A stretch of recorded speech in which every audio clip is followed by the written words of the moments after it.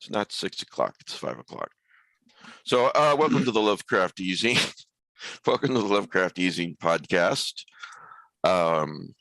where you can listen later, as we were just talking before we went live, to lull yourself to sleep if you want. So our guests today are Mike Minnis and Josh Schlossberg. They will definitely not lull you to sleep. Only my voice. Okay. We'll see. Fair. Yeah, we'll see. For all of you Pete Rollick fans out there, and there are many, I have some bad news. He will only be here for 30 minutes today. He's got to make a turkey dinner. I am making a turkey dinner tonight. So for who? For friends and family. Sunday night is friends and family dinner night, and normally we can, skip around stuff and either eat before or after the show. But turkey is a delicate animal when it comes to cooking, so it's got to come out a specific. Don't you laugh at me? I'm laughing with you. No, I know I've been married 5 times. I know the difference between laughing with me and laughing at me. Trust me. Anyway, yes, my assistance at 6:30 is desperately needed. So, all right. Well, if that's more important, then whatever. 10 years I've been doing this with you. I know, right? He wants to duck out early one time, and I give him shit. All right, let's do introductions. I'm Mike Davis with Lovecraft eZine, and Pete Rollick is. Pete Rollick is a writer, editor, watcher of really bad films. Turkey dinner maker. Turkey dinner maker, yes. Yes, winner, turkey dinner. Now it's chicken dinner, but we can upgrade it. Oh, Bridget. I'm Bridget, composer, artist, final girl. That's right. Matt, good to see you. Hi there. I'm Matt Carpenter. What time is it? Good to see you, Matt. Yeah, you sent me my link like 10 minutes late. Okay. No, I didn't. I'm sorry if you're using AOL email address. So in addition to movie night, I have a prize for today, and it's a pretty good one. If you win, you can get all 5 issues of the first 5 issues of the comic Le Fay, which is about a modern Morgan Le Fay whose powers are blocked and she's kind of functioning like a PI. I've got all of them. I've read them. I enjoyed them, but I don't intend to keep them. So you could win them if you send an email to ezineprizes@gmail.com and put Le Fay in the subject heading. We'll draw a winner in about 6 weeks. Who knows? Maybe it'll be you. You do give away good prizes for this podcast. I appreciate it. And I actually think Isabel for me. It's probably who I should be thinking. Yeah. All right, but did Bridget. Rick Lay, writer and pulp magazine collector. All right, as I said, our guests today are Mike Minnis and Josh Schlossberg. Sorry, you don't have to mute, buddy.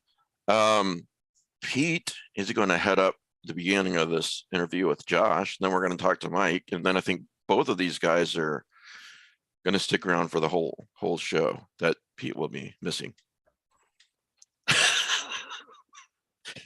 So anyway, yeah, Pete. So Josh, Yeah. how you doing? I'm well. It's How been are a you? while. I'm going to It take has. notes. Florida, right? You're down in Florida. Yes. I'm going to take notes. So Melina. Let's talk about Melina, Sure. because Let's do it. Melina knocked me on my butt.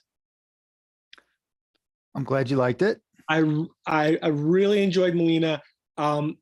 It was this really out of left field Cthulhu Mythos story, but Cthulhu Mythos without ever name dropping anything, which I've seen a couple.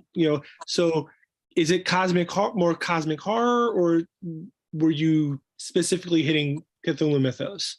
This is a novella that Josh wrote. Yes. I've got a link in the show notes. I mean, obviously it was based a lot on that, but you had an interesting comment saying that it was more Derlethian. And I'm Yes. just curious as in it's kind of like a derivative of Lovecraftian, but without mentioning the specific entity. Right. Because Yeah, Pete, explain yourself. Oh. No, I think it's an accurate comment. Well, because there's a definitely good versus evil concept, and Lovecraft has this Lovecraft's old ones are very untouchable, unattainable, uncommunicated. Right. Where in Melina, the big bad actually has a conversation. True. That's a good And point. He's more accessible. yes, Yeah, and that's it's where sort I'm of more looking. of a good versus evil thing than Lovecraft. Very true. Yes. But one of the things I loved about it was that it ticked a whole bunch of boxes of things that you don't normally see in the mythos. You hit a woman. I mean, you didn't hit a woman, but Never hit a woman. never hit a woman. Even if she hits you, you never hit back. But your main characters, first of all, your main characters are older. They're retired. They're, what are you doing? I'm taking notes on how to interview people. Go ahead. Go ahead. Your main characters are older, African American, retired. Septuagenarians. One of them is suffering from early onset. Well, not early onset, but Alzheimer's. And they're not typical, college professors and things like that. It sort of eschews everything that is what you normally see in the Lovecraftian mythos. I'm sorry, Pete. What? Go on. He's making very accurate comments there. Yeah, I mean, they're elderly, right? They're not just older; they're elderly. They're quite old, in fact. And one of the characters is African American. I didn't exactly name the ethnicity of the main characters, but yeah, I think delving into the elderly situation, I called it elder horror, which has a double meaning there. I didn't really do it in a way of like, oh, cool, this will be different. I was just basing things off of experiences I've seen with my own grandparents and saying, I want to kind of get into the head of somebody who is watching a beloved wife decline mentally, whereas his mind is still, he hopes, intact. His body is declining physically. And so that was the impetus behind that. But yeah, afterwards, people would say, oh, it's so cool that you were giving more voice to the elderly. And that just is the way it turned out to be. Yeah, and what I found most interesting is that for the first half of the book, you do question whether he's going crazy too. And he has that same question. Right. And then it's suddenly made clear that he's fine. But he's now in the position of sort of being the hero of this, the protagonist of this story, and not sure where to go and what to do. And everybody he turns to doesn't work out so well, which I think is something that I've seen dealing with my elderly parents and in-laws as well. That there's a hopelessness, right? There's a hopelessness. There's not much you can do. Right. The resources are set up against them, really. And remind me, what's this? It's set in a beach town, but is it a specific beach town? I can't remember. It is based on a real place, but you can just imagine anywhere on the Jersey Shore. I kind of want to just keep it that way. So it's not a real place. I kind of just concocted it, but it's based on some reality. Yeah, I spent my summers in Jersey and Ocean City, Maryland, and running back and forth on the ferry from Cape May to Rehoboth. Sure. So I kind of know that area, and you definitely had that feel, that small town vacation spot feel that also has pockets of retirees and locals still trying to eke out an existence there. Yeah, it's it can be ghostly. So my grandparents, they grew up right outside of Atlantic City. So literally like the next town outside, and Atlantic City is its own weird place that I didn't really want to get into too much in the book. But yeah, the beach towns are, I don't know, there's something sometimes like almost sad and lonely about them, particularly because the two populations seem to be so separate. And then the transient ephemeral folks who come in for a couple months and then they're gone. So my grandparents were always there. And yeah, it's particularly creepy when you go there during the off seasons and hardly anyone's there. But I realized I wanted to do it during the summertime. And even though that's the busy time, I wanted to make Ward, the very elderly character, kind of still isolated. So almost more isolated because there's all this stuff going on that he really can't be a part of because he's stuck in the house dealing with whatever he's dealing with. Yeah. And this was inspired by your grandparents? Yeah, it's not them. Like some of my family, like, why would you write? It's like, it's obviously not them, but it's based on some real life details in dealing with Alzheimer's because I wanted it to be realistic. I didn't want to make light of it, and I didn't want to really make fun of it or anything like that. But that's a really dark component, and that alone is super dark. And of course, I added something even a lot darker in it. But yeah, it was just mostly that seeing how, of course, my grandmother's decline, and she had passed away last year and he'd passed away 2 years ago. But obviously it's difficult to have Alzheimer's, but in a certain sense, you're not necessarily aware that you have it. But when you're the guy who's watching the person with Alzheimer's, there's a unique struggle to that. And I know my grandfather was struggling a lot, and I just was trying to get in his head, like, what would that be like, and sort of try on my own inner old man, which even though I'm still younger, I feel like an old man psychologically in many ways anyway. So it wasn't that hard to slip into that mode, but just that suffering of like, here's what's happening to somebody else. Is this still the same person? Yes. But of course, if there's an entity that comes in, it's not. And that's where it kind of takes a left turn. Yeah, I went through something similar with my father recently, and watching him mentally decline and get to that point where you see that look of fear and anger and abject terror that they have when they suddenly don't know where they are or who you are. Mm-hmm. That's kind of, it's frightening to watch. There's a line in From a Buick 8, Pete, Yeah. where, as you know, it goes multiple timelines, and the guy who headed up the state trooper station, Troop D, is in the present day, which is 2002, I believe. He's not dead, but he's got Alzheimer's, and they visit him from time to time.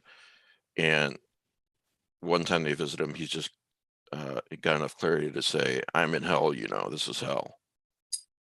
Yeah. That's an interesting way to put it. And, I wouldn't argue with that. It's sort of this, I don't know, what I saw happen with my father was a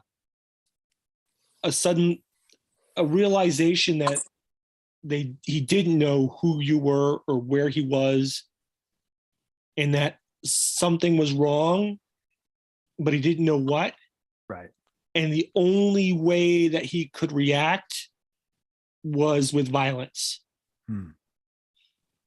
You have that flight or fight response, and if they can't fly, if they can't move because their legs don't work or they're strapped in a bed, it seems to switch to fight automatically. And when I was working in hospitals, 30, 40 years ago, I would see this with patients as well, that when they were woken up at 6 a.m. for fasting blood work, they would be very angry. Yeah. Well, there's also that wide spectrum, right? There's a broad spectrum, and it sounds like it was a really difficult situation with your father. With my grandmother, it was a pretty slow decline, and she would seem confused. But most of the time she was kind of just cheery and just wanted people around. And it didn't seem to be as difficult as other situations, like with your father. So the other thing I wanted to touch on in the book was, it's not all horror all the time in regards to the Alzheimer's component, right? Like there are those difficult episodes, but then there can be times where there's calm, and it is still them. And there's always a part of them that can be accessed. And one of the interesting things, so I did research. So I've been a bit of a journalist and science writer. And so I made sure to get the facts straight so far as that's concerned. And there was one thing that my grandmother would keep doing, which a lot of people with Alzheimer's or other forms of dementia would do. It's that they think they have to keep going home, right? It's like, I got to go home. This was her home. And it was a little confusing to her because they lived next door in a bigger house for like 50 years. And then they moved next door to this duplex, but her home it wasn't clear. And she would like get a bag ready, or like, I need to get a bag ready. The guy's coming to take me home. And, you kind of just go, oh, okay, well, we'll get things ready. And I address a little bit, I do a version of that in the story, but their psychological response, or what some doctors seem to think, is there's no literal place they're trying to go to. It's like they're trying to get back to a place in their mind when things made sense to them. Like that's the home that they're missing. So they're not quite clear. Something is off. I don't know what it is. I do know this person, I think, or I might not. And yeah, then some people can try to escape. Like I know it was my cousin's other grandmother would like try to escape from places and all sorts of things like that. So yeah, it's not a fun disease. That's for sure. And hopefully it does seem like there are more cures, or we're figuring out more ways to prevent it. And yeah, hopefully that happens. That's that real life horror stuff that it's almost like I had to bring in the Lovecraftian or Derlethian entity just to almost like, not to downplay that horror, but to kind of, I don't know, distract us. Like that's the part that really scares me, right? Is like the real life component. So I need these other monsters to be like, oh, well, at least it's not that, right?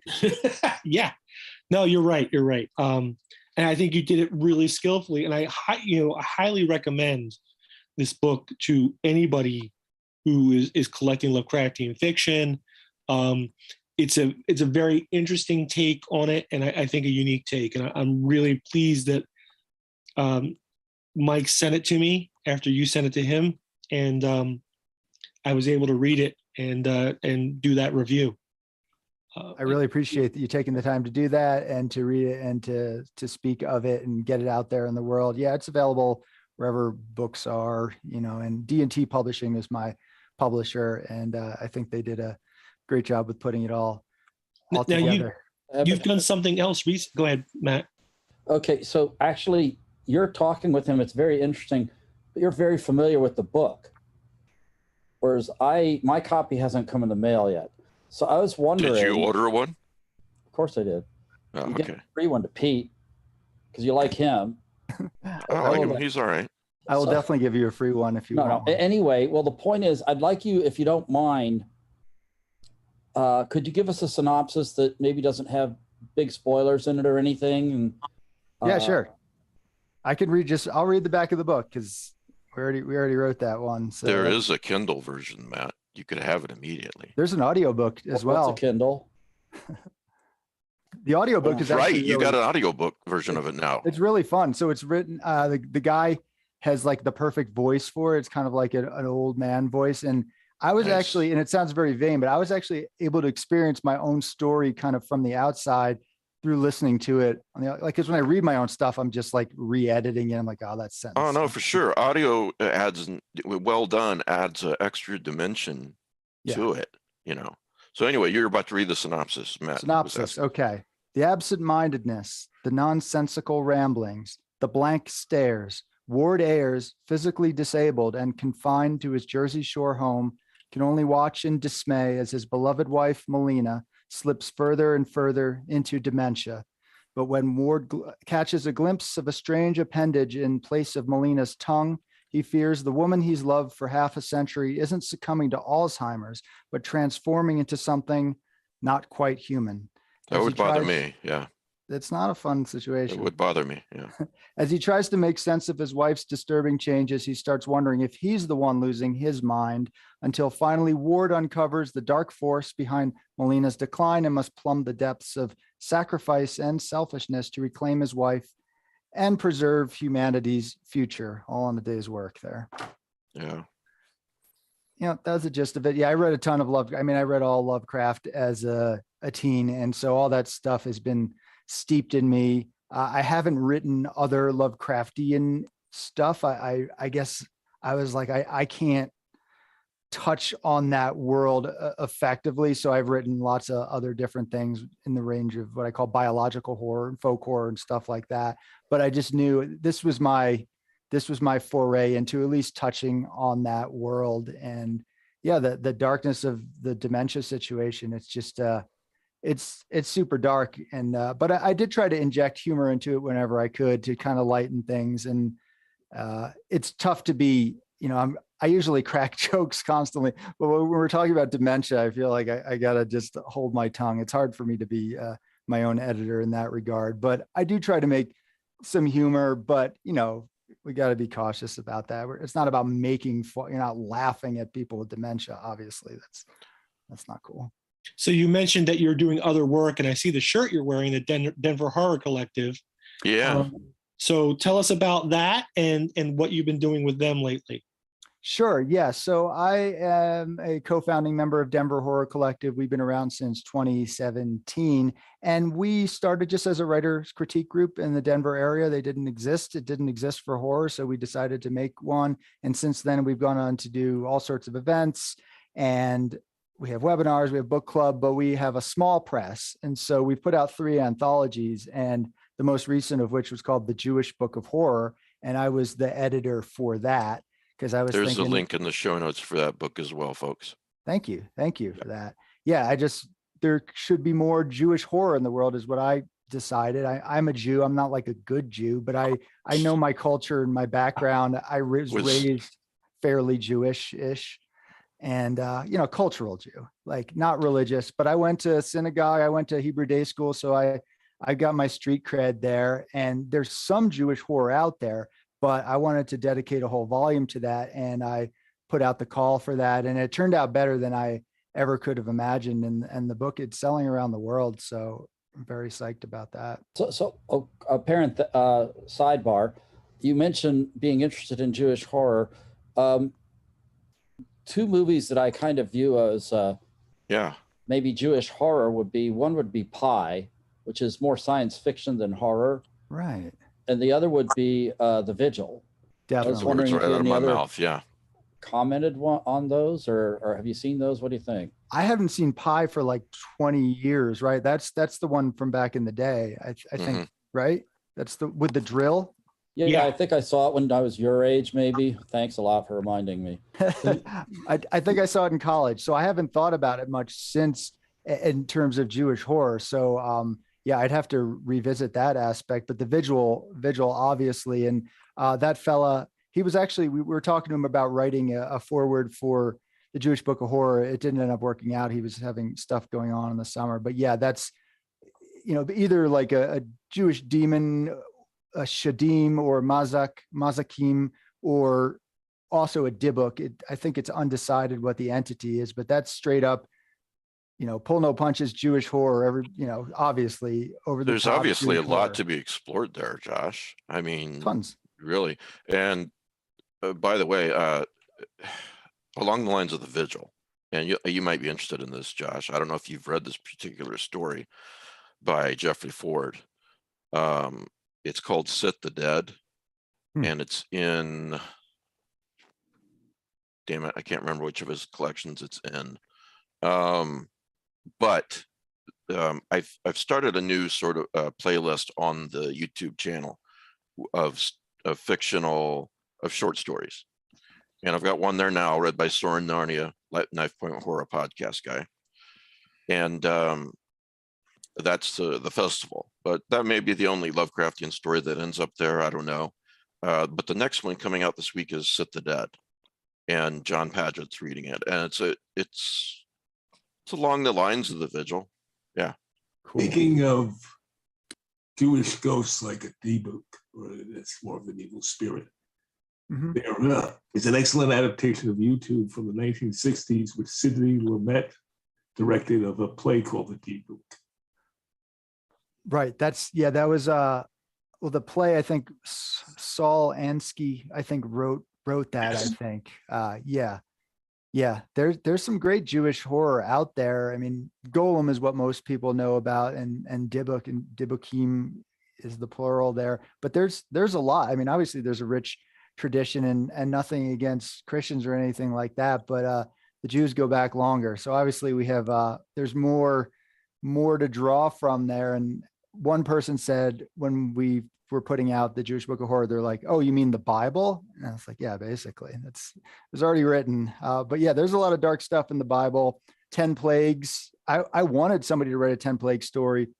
Somebody did write a story about one of the plagues. So I recently had to write a 10 plague story, and I'm submitting that to various, just a short story. But yeah, there's a lot of cool stuff in that. And it sounds weird to say this, but researching Jewish demonology for this novel, because I recently wrote an eco-Jewish folk horror novel that I'm shopping around. So I researched a lot on demons, which they call Shadim, Mazakim. There's a bunch of different versions of that. But that reconnected me to my Jewish roots more than anything else had. I'm reading in the Kabbalah and just all this cool, dark stuff. And I'm thinking of writing another novel about a Jewish necromancer. I wrote one short story, and I'll put that out in there. So it's strangely gotten me back, rekindling my Jewishness, and through demons. Hey, There's a lot there. I was going to ask you when Pete was done, what prompted you to write the Jewish book of, or excuse me, to edit a Jewish book of horror, why you wanted that out there in the world. But I think it seems fairly obvious, you know. By the way, the Sit the Dead story, for those who want to read it and not listen to it, I just remembered it's in Crackpot Palace. That's a collection by Jeffrey Ford.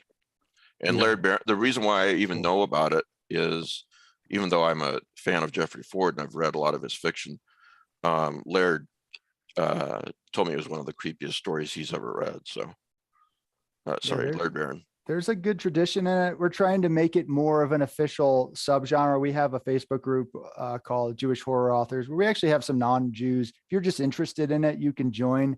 That's what I wanted to do as the editor. Not everyone who wrote a story was Jewish. Most of the people were Jewish, but we had some non-Jews write stories. The only requirement was obviously your story some way tie into Jewish horror, however you want to define that. And if you have some connection to the Jewish world, be it, you research it or we had, so Michael Pico, he's not Jewish. He wrote one of my favorite stories in there. It was about the Holocaust. I only wanted one Holocaust story because I was like, the whole thing's not going to be Holocaust, because that's the go-to. There's been plenty of Holocaust literature. Couldn't leave it out. But so he actually wrote a story about a gay character during the Holocaust, because they were also persecuted by the Nazis. And then these creatures, they're basically biblical vampires called the Aluka.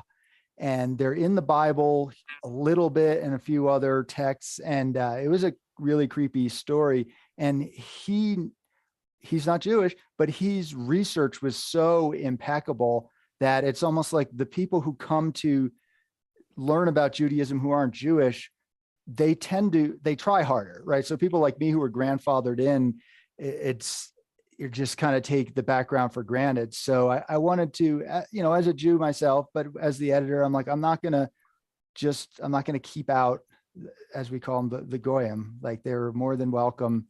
And I'm glad I did, because we had some great stories, and it came out way better than I ever would have imagined. And, I'm just the editor there, so I don't really get to take credit for the work of the authors.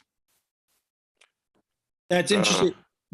I think that's really cool. My friend Ed Erdelock, he writes the Merkabah Rider series, which is about a Old West rabbi Mhm. And I think Mike is right. This is an area that's unplumbed.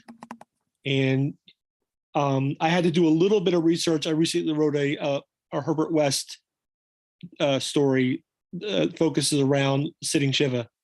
And the amount of research you have to do to get things right. And there's not a lot of good resources out there available to just the Goyim. Right.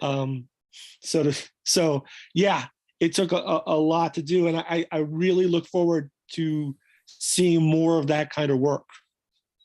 Because I think one of my big pet peeves is that I would say 75% of all horror films are basically Christian related.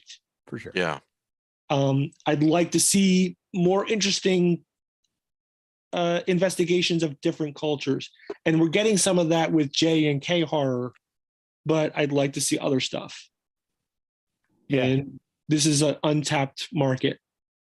Yeah. Well, the whole possession aspect can be different in different cultures. I'm actually going to be on a panel soon at StokerCon there with, Grady Hendrix, of course, who has, written famous stuff about that. But the possession aspect can be different in the Jewish world, particularly with like the Dybbuk, which is a possessing entity, but it's actually like a soul of somebody else's, and it matches up with the person it's possessing. And sometimes it can be actually a good thing. So that's definitely one of the things that's very different with, the Christian Catholic background. That's the possession's not good, but it can be. So Josh, different.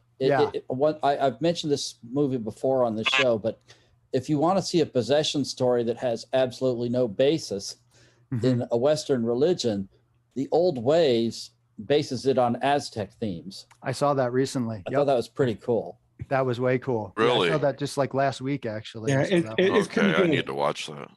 And then the guy who wrote the Ritual, the second movie, which is set in Chicago, I think, deals with Mayan religions.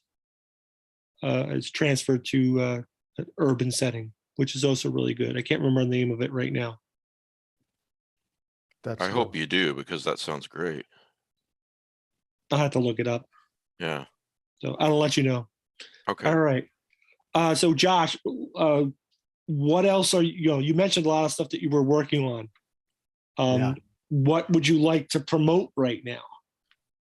Promote of myself? Yes. Well, you can check out my website and podcast, Josh's Worst Nightmare. So it's just josh'sworstnightmare.com. And that has all my short story publications. That's, all the links to the Jewish Book of Horror, my novella Melina, and my future stuff. Hopefully I'll be able to sell my most recent eco-Jewish folk horror novel. Well, hopefully that gets out there soon. But on my podcast, I do interview authors about one topic of biological horror. So what I call biological horror is living creatures' vital processes. So not just body horror, but like nature, the brain, anything that fits under the topic of biology is what I call biological horror. So I'm trying to broaden that topic into, oh, you mean blood and guts and viruses? And like, well, yes, and all the other stuff too. So you can check my stuff out there and my newsletter. And I write a monthly column about horror fiction that sometimes people don't like because I come from a journalist background.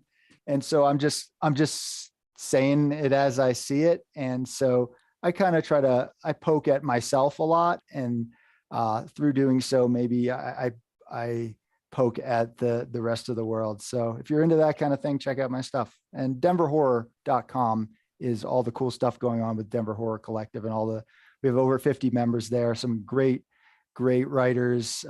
Maybe some you'll have on the podcast in the future, and some who have been on in the past, like Matthew Lyons, who wrote for one of our anthologies. So, And your website is josh'sworstnightmare.com. So your name with an S and then worst nightmare.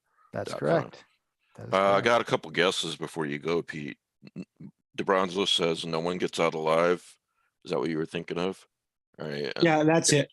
Kevin Wilson said Cunning Folk, but I don't know if he's referring to, that doesn't sound like a movie. No, but no one gets out alive. Very interesting film. Okay. All right. All right. Okay. Go make turkeys. Whatever. All right. Good You're not- night, just tell me everybody. You're not Thank you, deep frying it, are you? No, I'm not deep frying it. Okay, good. All Good night, right. Pete. Good night, guys. Joy, All right. thank See you. you, buddy. Be Thanks. safe. Thanks, Pete. All right. He's gone. We can talk about him now. Phew. Well, thanks, Josh. Yeah, as I said before, and as Pete repeated, there's a lot there in Jewish horror. So I don't know. If you haven't read it yet, folks, pick it up. The Jewish Book of Horror. I've got a link to it in the show notes. So, Rick, Matt, you guys are familiar, and I think Bridget, you guys are familiar with Mike Minnis's work, right? Yes. Yeah. I used to read him in Nightscapes. It was the old online Cthulhu Mythos fanzine from the Oh, 80s, really? I think. Certainly in the 90s. So Mike Minnis, can y'all hear me? Yeah. Mhm.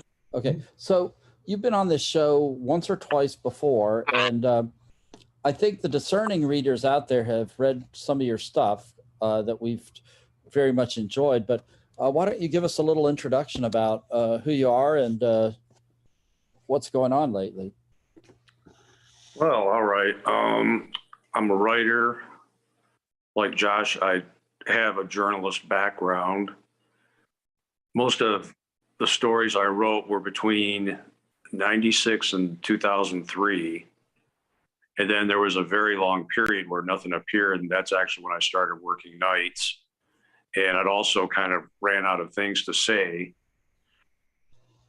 And I would probably within the past few years, I got in touch with Mike Davis, and it kind of sparked another creative round of writing. And that's where I'm at today. We have one volume of stories out and another one coming out, I believe, in the autumn. Wait a minute. I inspired more writing? I didn't know that. Yeah. That's nice to hear. Well, the stories, We Will Reign for 1,000 Years is very Yeah. recent. There's one I wrote called Like and Subscribe, which I may have sent to you or not. I'm not good at keeping track of those things. That rings a bell, actually. Yeah. I have titles set because essentially if I don't write a title down, I'll lose a great title at some point. I think some of the proposed stories were, let's see, right now it's tentatively titled Gidney, G''D''Ney. And it's going to pick up where, let's see, The Mountains of Madness took off. Obviously, it's not going to be anywhere near the length because that's a novella. This will be a short story. Toying with some other ones, The Lump,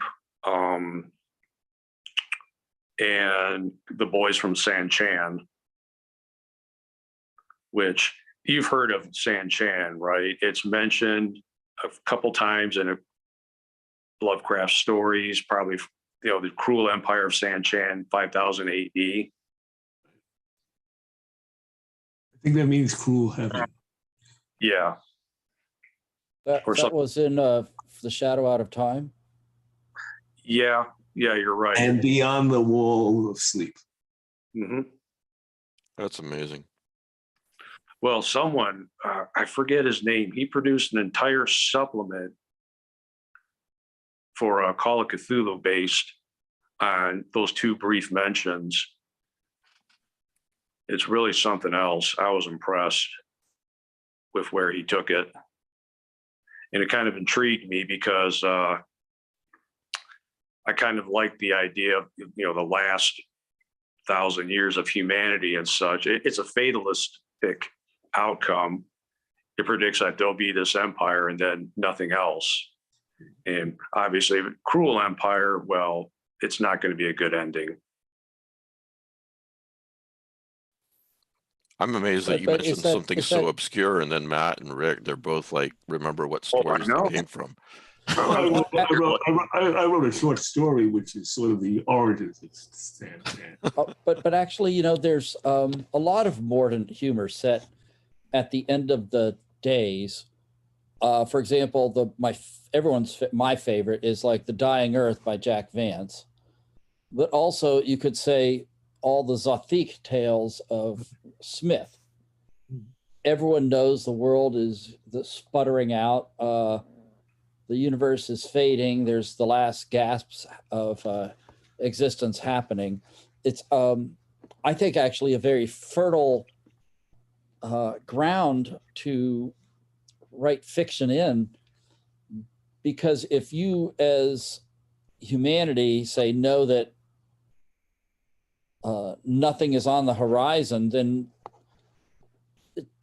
would you all become suicidal? Would you want to procreate? What would that say about what amusements might you find? I think it just offers you a really wide array of possibilities to write with. That's actually a good question to actually discuss too, not to take away from Mike, of course, being the guest, but I mean, what are you guys' beliefs on that? I think, is the human race going to last another 200, 300 years, or? Geez. Honestly, that's really hard to say. I was thinking in terms of fiction, you know, it's like. Yeah, I know, but I'm trying to drive everybody down into a dark place. So. Yeah, anyway. I think runners covered that ground very well. Yeah. That kind of fusion of technology and humanity and whatnot. And along the lines of the future in Blade Runner is not apocalyptic, but it is definitely downbeat. And I find it, as time goes on, more and more plausible. I've read the short story, novella by Philip K. Dick, and maybe this is heretical, but I find the movie better than the novella. Along the lines of, it just kind of stripped everything down to the question of humanity, where the novella had brilliant ideas. People forget it was written in 1969. And the execution, to me, was a bit choppy. And that's my own complaint. No, I think I'm a big PKD fan, and I think I would tend to agree with that, Mike. And then, of course, you have that classic line at the end by Rutger Hauer that he condensed down from the script, and it's an amazing film. Yeah, I heard Rutger Hauer said what essentially they wanted him to deliver was an aria at the end of the movie, and he just went through and crossed out everything except 3 very poignant, relevant lines. Right. And it is one of the great on-screen deaths in movie history, in my opinion. All those memories Actually, will if you're be lost thinking in like time. best end lines, I actually preferred the one by, was it Jaime Olmos? Was he the one who delivered it? Yeah, Gaff. Too bad she won't live, but then again, who does? Yeah. It just pulls the rug out from everything because it's just so pragmatic and fatalistic. Yeah. So what are you doing with this Emperor of Shan or whatever? Can you tell us? That apparently, and like I said, because at that point it's postulated time travel is possible, and from the source book. That's why this is off to the side for now. The source book postulated that the San Chinese had abused time travel to the point in trying to fight their enemies, fight each other, et cetera, and so forth. It's kind of like the end of history is nothing but continuous war for the most point. They've abused it to the point that really there's no cause and effect anymore. There's no context, there's no continuity. They've introduced paradox after paradox after paradox. And what was that little independent movie that two engineers go back in time and they're just going to play the stock market. They're going to lock themselves up in a motel room, not interact with anybody, and they're just going to fudge around with betting on sports on the stock market. And then after a while, one sees the other in an incongruous place and time, past or present, and they keep duplicating themselves.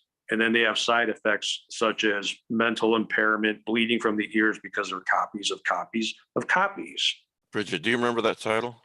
Looks like Starts with a P. Give me a second. I know, I'm trying to remember too. I know Primer. Primer, that's it. Yes. Yeah, that was a really good film. I've watched it a few times, and to this, I still am not sure what's going on. You just have an idea that, well, we made a big problem. At the end, here's a bigger problem. Yeah, I watched it when it first came out, 2004, it looks like, but it's due for a rewatch. I think it's the most realistic. And that's the kind of idea I would like to go with, that Primer idea of, well, time travel is broken.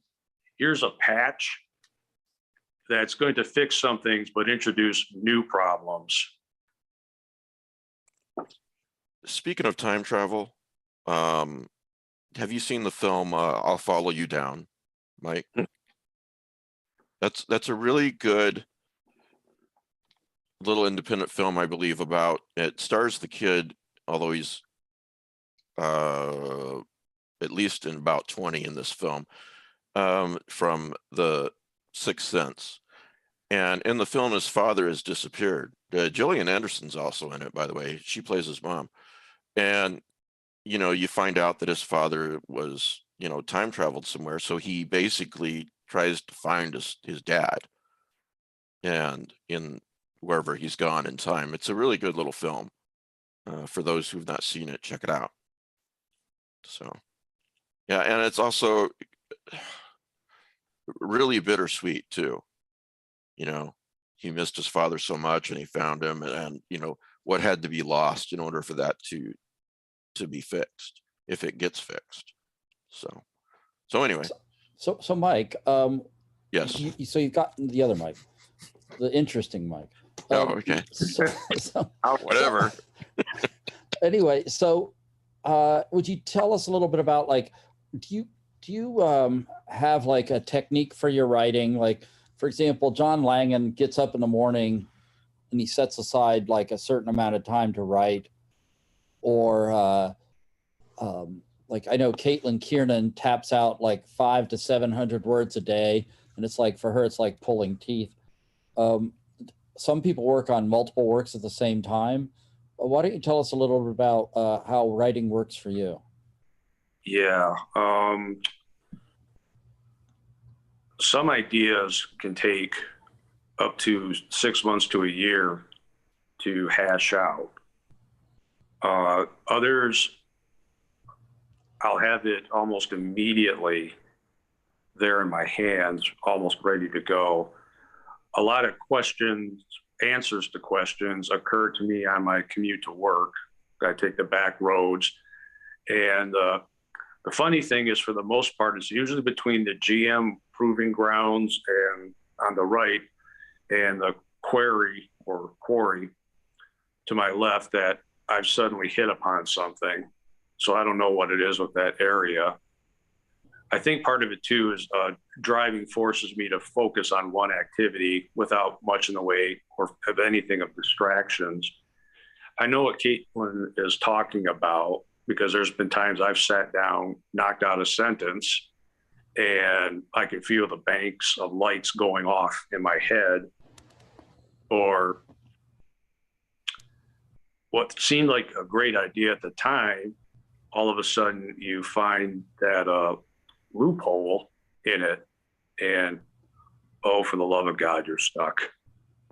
Yeah. And you suddenly realize your great contraption is just a Jenga tower, and it's starting to wobble, and you're going, oh, please, please, please, let me pull this piece out without something going wrong. That's happened to me before. I've actually had to scrap a couple stories because of it. I love that writing metaphor, Jenga. Yeah, a lot of it's just problem solving on your part. And I'll tell you, one of the great things is when the inspiration strikes and you solve the problem out of the blue while you're doing something else. It just comes to you. I mean, that came to me with the short story Gidide, and I think I was browsing online and I found out something about the cordyceps fungus and how it infects insects, makes them act in aberrant ways because it's a parasite and it wants to propagate. So you have an ant just mindlessly crawl up to the top of a grass blade and wait to be eaten by an herbivore so the cycle can continue. They sprout those really bizarre looking kind of John Carpenter growths out of their heads and bodies. And I thought I could apply that to the short story. Yeah, there's one with a tarantula and white growths are coming out of it like coral. And I swear they're twice as long as a tarantula is large. It does. It looks like something out of a horror movie. And that's what people forget. Gosh. You would love the book Parasite Rex, which is when you start to actually digest this book, which is a popularization of the widespread nature of parasitism in biology, how it's driving entire ecosystems, including the life of birds and fish. People forget a lot of nature is a horror movie. Oh, yeah. Yeah. Just check out that tongue parasite that likes to hijack a ride and fish. Oh, my God. The microscopic world enlarged is just a Lovecraftian nightmare. It is. It's all HRD. Yeah, exactly. Just and now, alien underslide. Rules for Monsters, book 1 and book 2. Book 1 is out now. Is a project between me and Mike. Of course, he's the writer and I'm the publisher. Is an attempt to collect all of his short fiction. And I want to just touch on that in a minute with Mike, but I have to go back to time travel since you mentioned it, because I love time travel, as everyone knows. So Hector on the live chat says, time travel into the past where you can make changes that proliferate forward in the original timeline is impossible because people would continue making changes in the timeline until someone made a change that resulted in time travel never being discovered, and that timeline being stable remains. Now, here's what that comment, Hector, makes me think of. Excuse me. Have you guys read The Man Who Folded Himself by Gerald? Help me out here, Rick. Guy that wrote the Tribble story on Star Trek. David Gerald. David Gerald. Yeah. I haven't read it. Yeah, The Man Who Folded Himself is some say it's the ultimate time travel story. I don't know if there is such a thing, but it's right up there. So basically what happens is this young man has this uncle that, leaves him. He thinks he's leaving him a lot of money in his will. He's been providing for him and everything. And then he comes to find out all he inherits is this strange little belt. Well, should surprise no one that the uncle and you find this out pretty much right away, turns out to be a version of himself, an older version of himself, leaves him this time travel device, which is the belt. And he wonders in the course of the book that's my point. He wonders in the course of the book where the belt came from, who invented it. And he thinks that maybe in some timeline somewhere, time travel belts, you can go into any corner drugstore and buy one. And then as soon as you do, you go back and you make sure that time travel is never invented. And then therefore you're the only one in that timeline and any branching timelines who has time travel, which was, I thought, kind of interesting. So, I don't know. Time travel is interesting because, you know, can you change the past? Can't you? And a million other things that we've all discussed before. So, but that's what your comment made me think of, Hector. Rules for Monsters. You want to talk about that, Mike? We've got book 1 out there. Yeah. It's interesting that Snuff Movie, it really seems to be the one most people like and talk about. The most published story would be The Circumstances of Ghostly Cats. With, what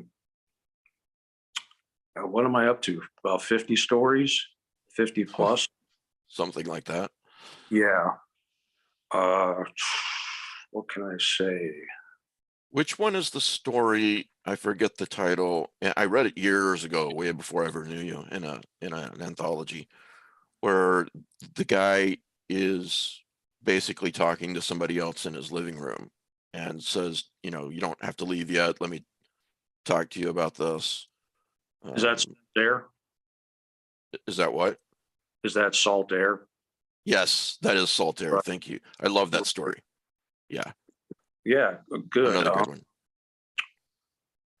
Yeah, that one touches on Kingsport. And one thing I've noticed is Kingsport does not pop up much in Lovecraftian fiction or even discussion among fans. Even Lovecraft didn't really write much about it at all.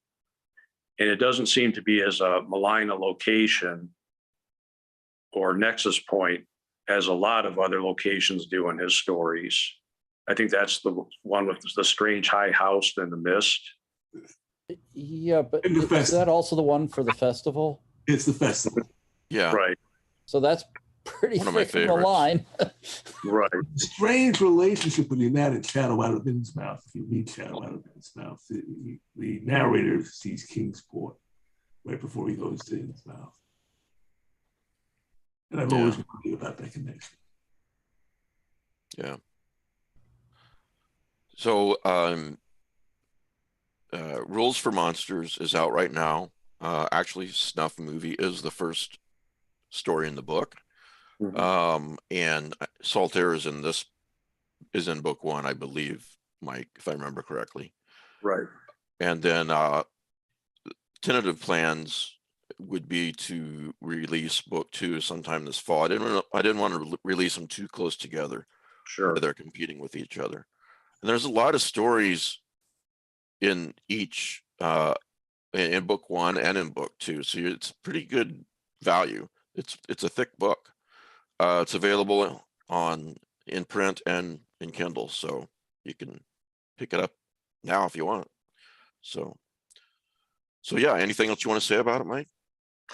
I think recently with my stories is in terms of length, I think they're starting to come in around the 12 to 15 page mark. I used to write lengthier stories because I felt that gave them gravity and weight, kind of the way Lovecraft started getting into the 50 and 60 page short stories towards the end of his life. I seen going in the other direction.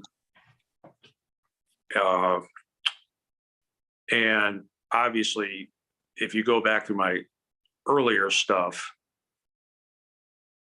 you have phones with landlines and Right. That's no mention of cell phones. The cell phones have been a major pain I think. And VHS tapes. Yep, VHS tapes. Cell phones have been a major problem, I think, for horror writers now. It's hard to get people lost somewhere and just say, well, they don't have phone cell reception because I said so. You really can't. I don't know if you can pull off a Blair Witch scenario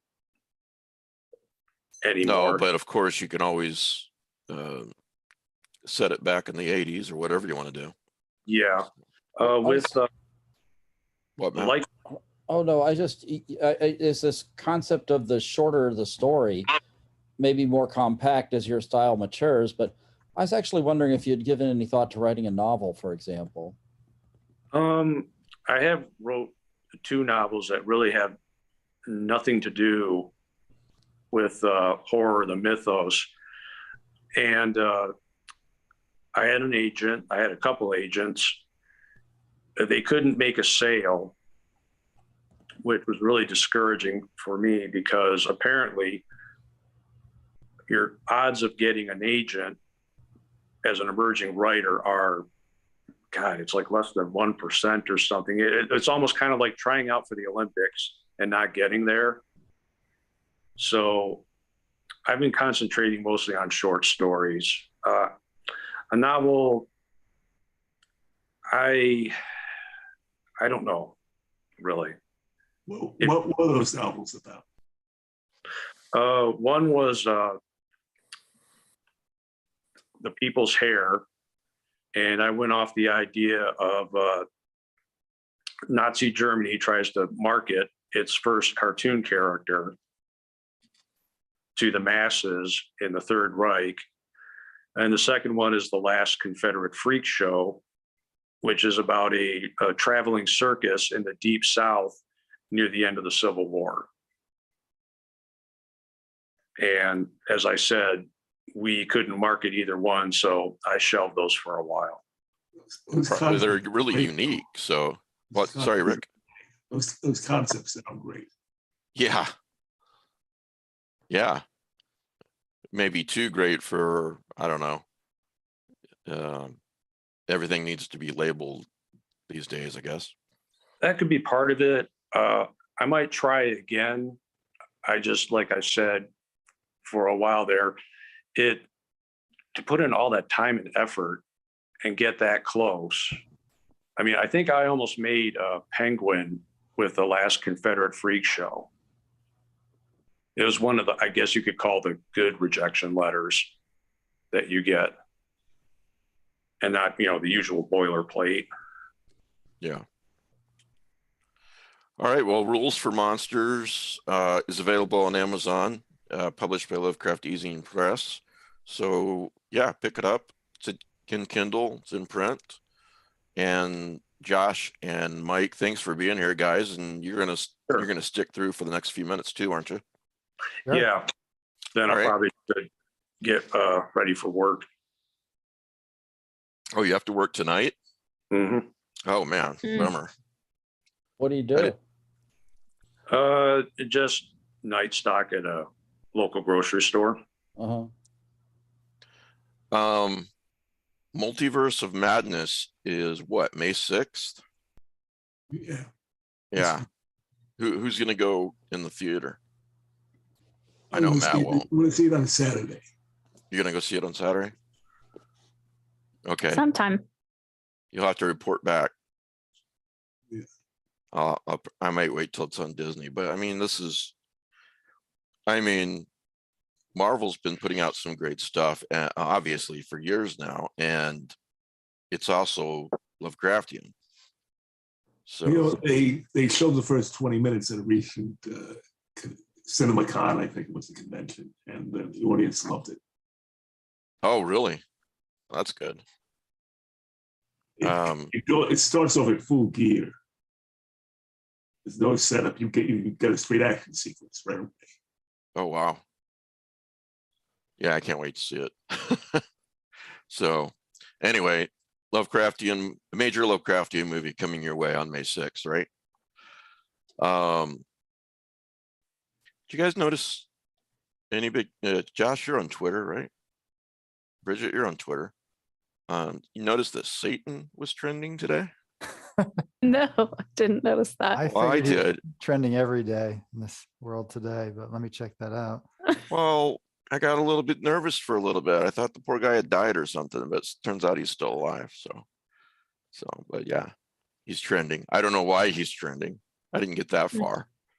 All right. So as I've been doing for the last 5 or 6, something like that, podcasts, here are in the show notes with links, books to add to your TBR so that more of you can complain at me that I am making you buy too many books. Okay, these are great. What Remains When the Stars Burn Out. That's a great title by P.L. Macmillan. And that's available. All these available. I've got the link to all of these. Let's put it that way. What Remains When the Stars Burn Out. That's a collection. It's awesome. I've not read this one, but I know Paul. And I've read the synopsis. I might be getting an arc of this. But The Pallbearers Club by Paul Tremblay is coming out in July, I believe. That's Wait. what? What? Oh, he just froze. He froze. That was the best timing ever. Froze and he's pointing his finger at me. Wait. And then he freezes. Now he's back. You said it looked like this, Matt. Wait. And then your fingers like pointed like that. What do you want?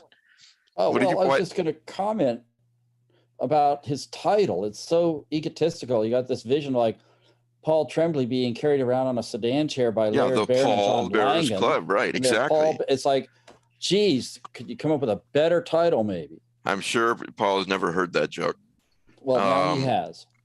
Yeah, he's going to be on the Patreon podcast this coming Thursday, so I'll tell him that. I thought of it too, so I'm not going to credit you. All right, so here's the synopsis for it. What if the coolest girl you've ever met decided to be your friend?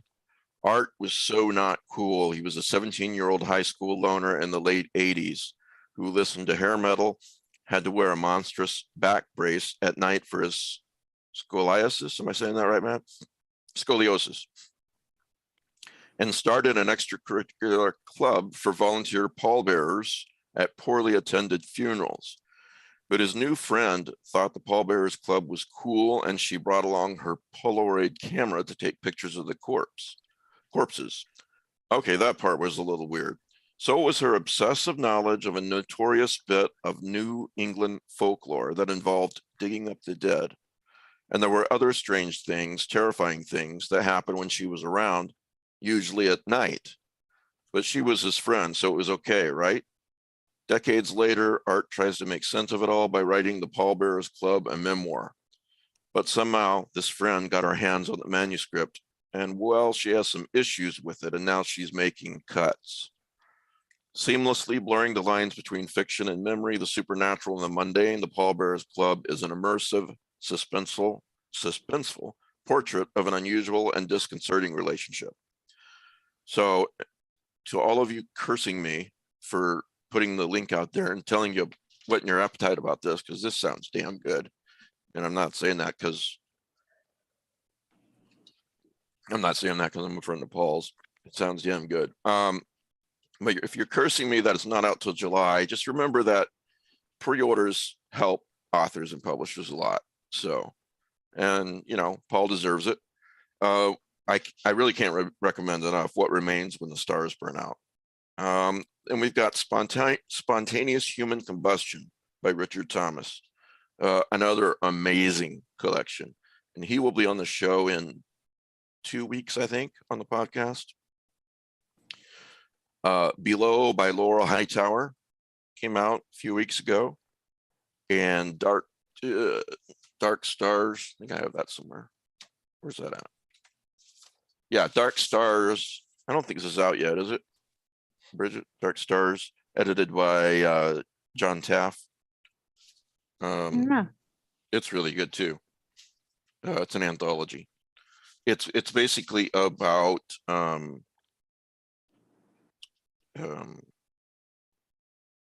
No, I'm thinking of another book. But there's some damn good stories in there. There's a John Lang and Wendigo story in there. And that should do it. Yeah, for the recommendations for this week. So you guys got anything you want to add? I've got a few more things. Well, I don't know if anyone else would like it. It's sort of a little off our topic, but I like high fantasy, which has tended to get darker and darker over the years. Like George Martin is much less dark than Joe Abercrombie. Well, this is a new series called Black Tongue Thief. I'm about a third of the way into it. It's very entertaining, interesting world building fantasy, not really like anything I've read. So I'm pretty much enjoying this book right now. By Christopher Buehlman, isn't it? Yeah, do you know him? I never read anything by him before. Yeah, we've had him on the podcast before. Plus he's a Oh yeah, Patreon. he's my buddy then.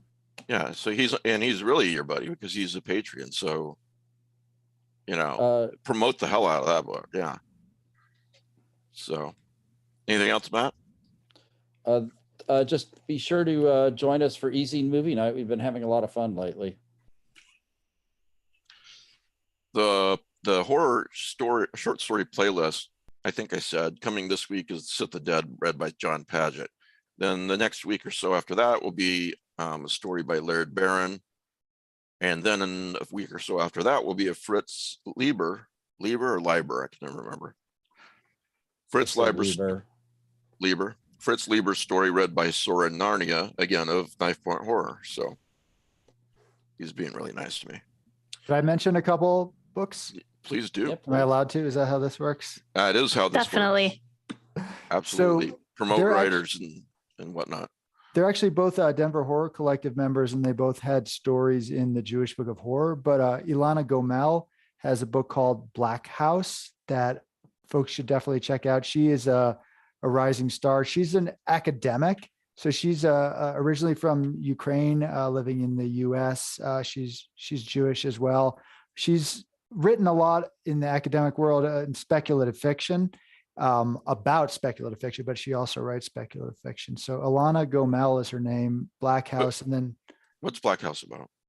so I could read the synopsis if you want, but so Ilana's stuff is it's dark fantasy, but it crosses over into horror. So her stuff is definitely not like easily compartmentalized, but her stuff is it's poetic prose, but at the same time, she drives a really strong narrative. So I would check out any of her stuff. And if you want to just get a taste of her stuff, check out her story in the Jewish Book of Horror. But yeah, the Black House is it's about a woman, and there's witch stuff and history. It's pretty fascinating. And No, I love letting, you got guys like Paul who, yeah, if I mention him, I'll sell some more books of his, but if I died tomorrow, his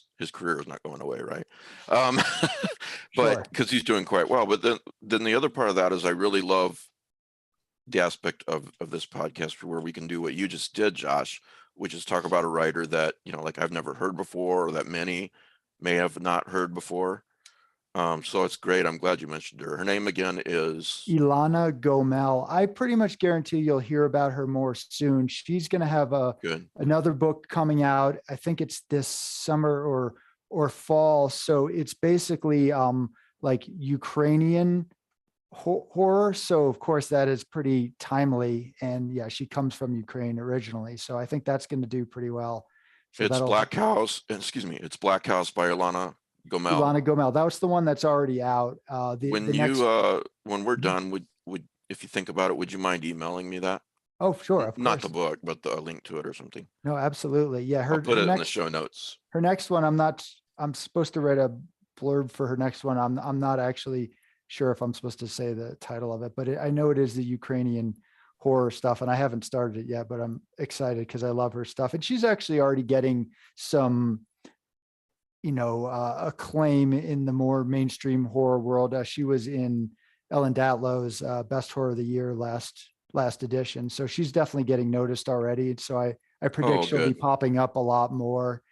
And the other fellow is Michael Pico, who I mentioned before, and he has a book called Corpse Honey, A Banquet of Gruesome Tales. And he's a poet who writes fiction basically, but it's not like it slows down the reading or anything like that. But his attention to language to me is kind of out of this world. So I love his stuff. And yeah, check out Corpse Honey. It's actually won a couple awards as well. So people are seeming to like it a lot. That's good. Let's see here. What I also want to mention, looks like I saw this at the Bloody Disgusting website. Some movies coming out that looked interesting. The first one I saw that looked interesting is called The Aviary. Twisted journey of two women's desperate flee to escape the clutches of Skylight, an insidious cult. Lured in by the promise of freedom in the isolated desert campus called the Aviary, Jillian and Blair join forces to escape in hopes of real freedom. Consumed by fear and paranoia, they can't shake the feeling that they're being followed by the cult's leader, Seth, a man as seductive as he is controlling. The more distance the pair gains, the more distance the pair gains from the cult, the more Seth holds control over their minds. With supplies dwindling and their senses failing, Julian and Blair are faced with a horrifying question. How do you run from an enemy who lives inside your head? Let's see, I'm trying to see, like, oh, okay. It's on demand now. Great. Looks like it came out on the 29th. And yeah, have you guys heard of this one? The Hatching? 12-year-old gymnast Tinja is desperate to please her image-obsessed mother, whose popular blog, Lovely Everyday Life, presents their family's idyllic existence as a manicured suburban perfection. One day, after finding a wounded bird in the woods, Tinja brings its strange egg home, nestles it in her bed, and nurtures it till it hatches. This won't end well. The creature that emerges becomes her closest friend and a living nightmare, plunging Tinja beneath the impeccable veneer into a twisted reality that her mother refuses to see. Kind of unique, right? I mean, we don't get a movie like that every week. So that's The Hatching. Looks like that just came out as well a couple days ago. Cool. So yeah, cool. Rick, do you guys hear that Jensen Ackles wants to play Batman in the CW series? Yeah, he's the paranormal. He's the supernatural guy. One of the brothers. Oh, I could see it. Well, yeah, he played Batman in The Long Halloween. Yeah. I thought he was good in Long Halloween. Well, we've been saying this for years, that the WB needs to figure out that it's okay to put major characters like Superman and Batman on the small screen in a series. And they've done that with Superman and Lois now. I do wish they'd do that with Batman and take, this world's greatest detective approach with it. It could be really, really great, and we've only got 3 live action Batman right now. That's not enough. Right, Matt? Matt's ignoring us. there's a big overhaul going on at Warner Brothers. Yeah. He goes to the Discovery, and there's rumors that they're going to put a Kevin Feige type in charge of the whole DC properties. Well, I, for one, hope that the new version of the WB decides that Zack Snyder has worth and brings him back. But at least they've seen that the multiverse is a great way to handle their properties,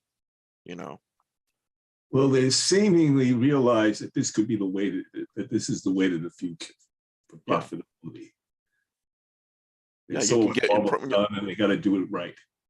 Yeah, but yeah, they got to do it right. But when you can have a Batman on the big screen and a Batman on the small screen, you're making more money, right? Right.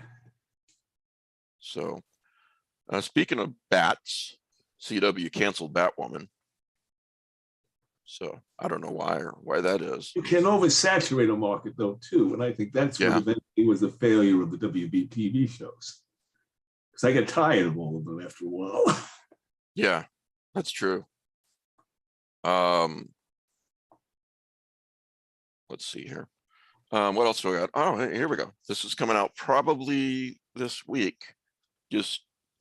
I submit it to Amazon tomorrow or the next day, and then it'll take a few days after that. And if you're only listening later, this is Ethics by Michael Sisko. And I have blurbs from Paul Tremblay and Laird Barron and Livia Llewellyn, who have all read this. I'm publishing this, by the way, if I didn't say. I think when after Laird read it on Twitter, he wrote, "We don't deserve Michael Sisko." So, and if you're a Patreon, you may have already read it because you get perks by being a Patreon, Lovecraft eZine Patreon, because I sent the PDF to you guys. If you want to be a patron, just Google Lovecraft eZine Patreon, or let's see, lovecraftezinepatreon.com gets you there as well. So appreciate all of you who are, because you keep me going, seriously. Moonlight, I know we talked about it a little bit before the show, Rick, but we were discussing that the main criticism, you were saying it's very good. So we should Very good. But I think the fandom is divided between those who like more traditional action-oriented superhero shows and those who just want something new. So the main criticism seems to be, as you said, that this isn't your typical superhero show. Right. Like I said, that's not a valid criticism, really. Right. It's just an observation. And if they handle the conclusion as well as they handle the first 5 episodes, this will eclipse WandaVision as the best MCU show. Really? It was great. What did you think of Loki, Rick? I like Loki too, but WandaVision was more original when you look at it. Yeah. And Loki kind of had a cliffhanger, which was a bunch of a cliffhanger. Is it ever going to get resolved? Is there going to be a second season? Yeah, it's going to be a second season. Oh, there is. Okay. All right. What else do we have to talk about, guys? Well, Yeah, Rick. I mentioned earlier that I liked a movie called Last Night in Soho. Very good movie. Right. Yeah, I agree. That's a fantastic movie. It's a fantastic. It's the first 23 minutes are a little slow, but it kicks off when the lead actress stands in front of that marquee theater. If you've seen it, you know what I mean. I'm not going to say what's being played in the theater, because that's a little bit of, I like that too. That was a little Easter egg. Okay, I'll check it out. Well, it would seem, here's a headline for you. Bruce Greenwood replacing Frank Langella in the Fall of the House of Usher, which is a Mike Flanagan joint production. He's going to do every haunted house in literature. Apparently, if he does it as well as he did the Turn of the Screw, aka Bly Manor, I'm with him all the way. I'm just wondering, is he going to set that in modern times too, like the other ones? I don't know, but Roderick Usher just got a lot younger with that replacement. And apparently there was something, they replaced him because of some undisclosed unacceptable conduct on set. I'm like, no, I love Frank Langella. Don't let him turn out to be an ass, you know. But who knows? It might have been he called somebody an asshole. It could be something pretty minor. I don't know. I'm not going to speculate. We've had a lot of actors recently destroying their careers. Yeah. Like the guy who Ezra Miller playing the guy who's playing the Flash is doing a horrible job of. He's gung ho trying to destroy his life, isn't he? Yeah. That kid, man. Wow. And that's affecting. That's going to affect the release of the Flash movie. It is. In that, how do you market it if your star is an object of controversy? Yeah. They had that problem with Arm & Hammer when they released Deaths in the Nile. They cut him out of all the marketing. Yeah. The WB movie verse doesn't need more trouble. Right. You know. But anyway, back to the Fall of the House of Usher. I'm looking forward to it. I asked Mike Flanagan to come on the show, and he said that he probably would after he is finished with this. So I'll leave it as a probably. Yeah, not a certain thing, but a probably. Who knows? But he's a really nice guy. You had him on when Absentia first came out. Sorry? You had him on when Absentia. Yeah, I interviewed him. Yeah. I told him it seemed very Lovecraftian to me, and that was a comment that he really loved because he said he was glad that it seemed that way to me because he was such a fan of Lovecraft. I told him about Bly Manor that I just loved it even more than Hill House, and that I loved that, especially that scene where I forget the characters' names, but when she's telling her, soon to be girlfriend about people and comparing them to flowers that are hard to care for, as opposed to plants and flowers that are easier to care for. You guys remember that scene? Mm-hmm. I'm not describing it very well. Was that the governess or the other woman? That was the other woman. Okay. Yeah, that was the gardener. Gardener. Yeah. And I told him, my wife and I just watching that, we were all teared up. And he said something strange. He said he really loved hearing that because he had a few negative comments about I don't want to misquote him, so should have probably pulled it up, but just he did not use the word sappy or too much like that, but something along those lines. And I just can't see that most people felt that way. I thought it was a really great adaptation. So Bridget cried the whole way through and blamed me. Totally. Well, the music helped definitely with the tears. It was great. Oh yeah. There's great. What are those guys' names? You remember? They're damn good. They're awesome. The Newman Brothers. Yes, the Newman Brothers. That's a damn good soundtrack. So anyway, cross your fingers that he has time to do that. That'd be awesome. He's gotten a lot. He's gotten a lot more popular since our last interview, which awesome for him. He deserves it. You guys have anything else? Outer Range. Am I the only one watching it? No, you're not. But it's a horrible mistake. What? I quit watching it after last week because I think it's so fucking slow. And what? I was hard to get into it too. I only saw the first episode because I don't care for the family. Yeah, I don't either. I think there isn't really like a great character. Unsympathetic in the first episode, at least.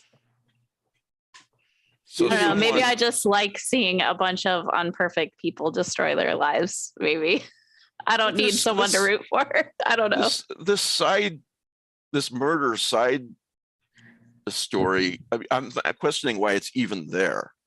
It's just taking up space. It doesn't have anything to do with anything. I think it's building up to something, especially after if you haven't Damn seen well the better most be. current one. I think I've seen the there's- most current one. Maybe You know it's why I've okay. seen the most current ones?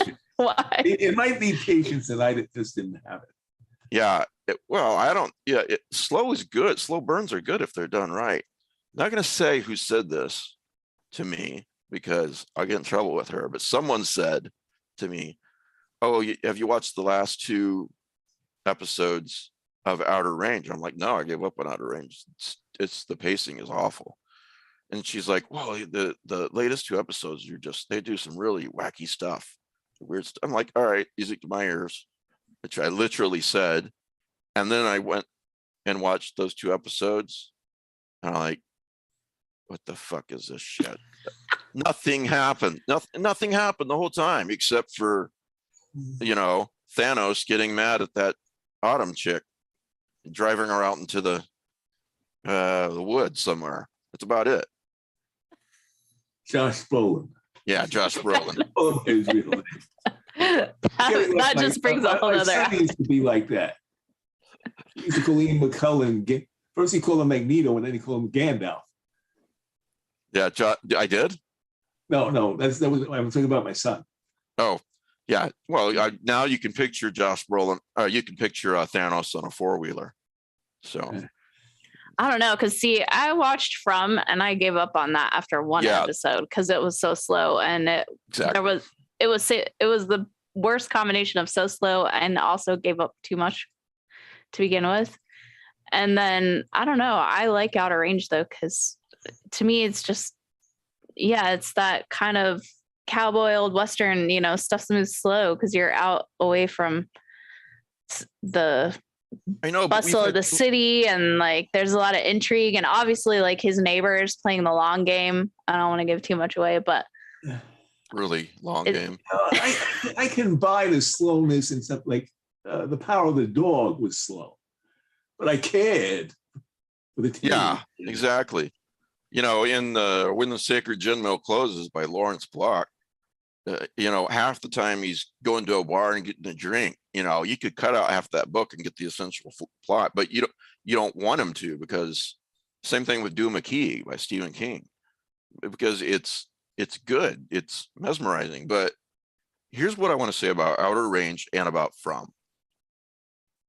There's such great ideas for shows, and it really pisses me off because there's such great ideas that are poorly executed. Well, do you think, I think a certain amount of cinematic or television entertainment has decided it has to be long form. I just watched the last Bond movie, and it was 2 hours and 45 minutes, and it could easily have been cut down to like 30 minutes. It's like your next comment will be about the Batman, right? No, but like when you watch a British show now, it's like, or a show on Netflix, you don't expect 22 episodes anymore. 4, 6, 8 maybe. But why? So I think sometimes they are injecting bloat into these ideas to try and maybe give them more gravitas or stretch out the movie a bit. Not Maybe just bloat, but there's on. like this, and an actual visual bloat. Like, what I mean by that is, in one of these latest 2 episodes of Outer Range, these women go to bring casseroles over to this lady whose husband had a stroke. And this long visual of them all getting out of the car, walking down to the lady. And I'm like, Jesus Christ, just cut to it, If it's well directed, you can get away with that. Quentin Tarantino has scenes like that in all his movies. So they work. Yeah. To me, I guess that was just visceral seeing that. It's like, oh, here comes the armada of the ladies. I don't know. It just made sense to me, but. Well, it's all subjective, isn't it? So I'm not going to argue the point with you, but it's just, it's just too much. There's not enough going on. There's just not enough going on. So, and Autumn better get her pills back. That's all I got to say. Yeah, Speaking of someone who has to take she's got pills, some issues. I'm not making fun of her. I've got issues too, and I've got to take pills like that. But yeah, she's making that scene in that diner, and what's his name was looking around, going, "Quiet, quiet." I mean, that actress is great though. Oh, I love her.